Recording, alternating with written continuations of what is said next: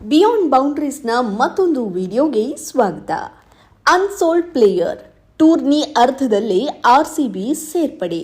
ಸ್ಫೋಟಕ ಶತಕ ಸಿಡಿಸಿ ನಾಯಕ ಪಟ್ಟ ಅಲಂಕರಿಸಿದ್ದ ರಜತ್ ಪಟಿದಾರ್ ಆರ್ಸಿಬಿಯ ಯಶಸ್ವಿ ನಾಯಕನಾಗಿ ಹೊರಹೊಮ್ಮಿದ್ದಾರೆ.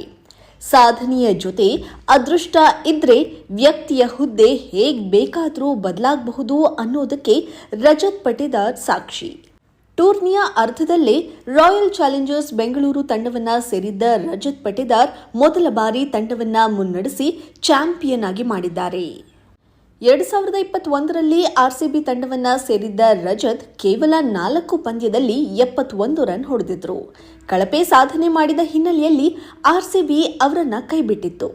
2022ರ ಹರಾಜಿನಲ್ಲಿ ಯಾವುದೇ ತಂಡ ರಜತ್ ಅವರನ್ನ ಖರೀದಿಸದ ಕಾರಣ ಅನ್ಸೋಲ್ಡ್ ಆಗಿದ್ರು.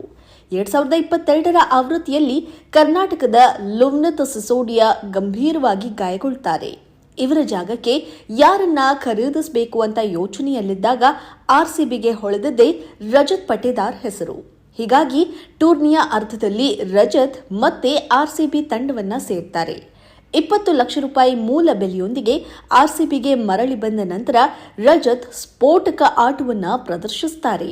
ಅದರಲ್ಲೂ ಎಲಿಮಿನೇಟರ್ ಪಂದ್ಯದಲ್ಲಿ ರಜತ್ ಲಕ್ನೋ ವಿರುದ್ಧ ಕೇವಲ 54 ಎಸೆತಗಳಲ್ಲಿ 112 ರನ್ ಹೊಡೆದು ದಾಖಲೆ ನಿರ್ಮಿಸಿದ್ರು. ಈ ಪಂದ್ಯವನ್ನ ಆರ್ಸಿಬಿ ರೋಚಕ 14 ರನ್ಗಳಿಂದ ಗೆದ್ದುಕೊಳ್ಳುತ್ತೆ. ಈ ಮೂಲಕ ಭಾರತ ತಂಡ ಸೇರದೆ ಶತಕ ಹೊಡೆದ ಮೊದಲ ಆಟಗಾರ ಎಂಬ ಹೆಗ್ಗಳಿಕೆಗೆ ರಜತ್ ಪಾತ್ರರಾಗ್ತಾರೆ. 2024ರಲ್ಲಿ ಆರ್ಸಿಬಿ ವಿರಾಟ್ ಕೊಹ್ಲಿ, ರಜತ್ ಪಟಿದಾರ್, ಯಶ್ ದಯಾಳ್ ಅವರನ್ನ ಉಳಿಸಿಕೊಂಡಿತ್ತು.